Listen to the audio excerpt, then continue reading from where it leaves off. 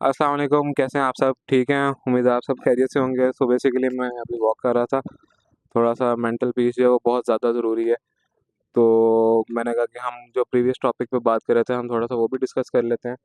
तो उस चीज़ से मैंने ये निकाला कि हमारा स्ट्रेटजी क्या होगी। तो हम स्टार्ट करेंगे फॉरेक्स ट्रेडिंग से, क्योंकि फॉरेक्स ट्रेडिंग जो है वो अ, ये नहीं होता कि इजी वे है।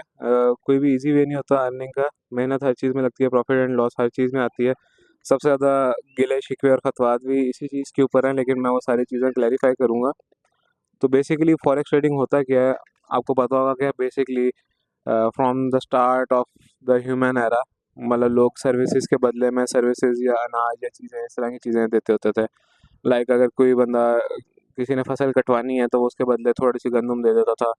फिर उसके बाद उसके यूनिट्स वगैरह रखे गए, टेम्परेरी यूनिट्स कह लें आप। मतलब उस टाइम ये इंग्लिश दौर या जदीद दौर, मॉडर्न एरा तो था नहीं।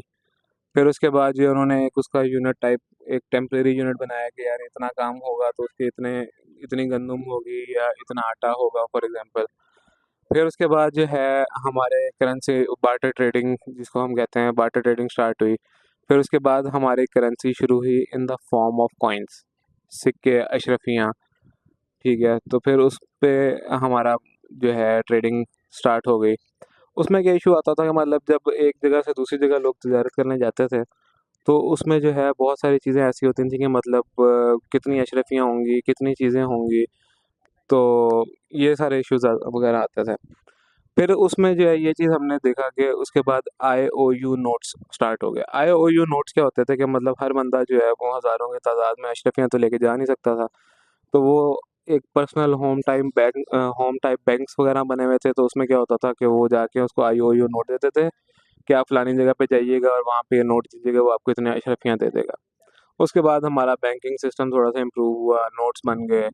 फिर उन उन सारी करेंसीज़ को, अब जब हम एक जगह से दूसरी जगह जाते थे तो करेंसी वैल्यू डिटरमिन करने में बड़ा इशू होता था। तो इसके लिए ट्रेड सेंटर्स बन गए कि अच्छा ये इस नोट की इतनी वैल्यू होगी तो ये हमारी कंट्री का जो है ये नोट इतने में मिलेगा।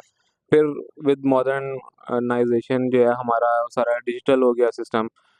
तो उस डिजिटल सिस्टम में जो ट्रेड होने लग पड़ी, जैसे हमारे स्टॉक एक्सचेंज होते हैं तो वैसे ही फॉरेक्स ट्रेडिंग होने लग पड़ी, फॉरेन एक्सचेंज बेसिकली। तो जिससे एक, लेट सपोज मैं पाकिस्तानी रुपीज़ दे के सऊदी रुपीज़ ले रहा हूँ, तो इट मीन्स कि मैं पाकिस्तानी रुपीज़ सेल करके सऊदी रियाल जो है वो बाय कर रहा हूँ। तो that is the main thing कि उसमें जो है, इसको हम फॉरेन एक्सचेंज भी कहते हैं कि एक चीज़ बाय हो रही है, एक चीज़ सेल हो रही है। तो बहुत से फतवात वगैरह लगे और ऑब्वियसली मतलब उनमें से कुछ चीज़ें ठीक भी हैं। तो लेकिन उसके पीछे की जस्टिफिकेशन ये है कि हम इन करेंसी पेयर्स को फील कर सकते हैं, फिजिकली बाय कर सकते हैं, गोल्ड सिल्वर को हम फिजिकली सेल और बाय कर सकते हैं। तो इनमें ट्रेडिंग में ऐसा कोई इशू नहीं है।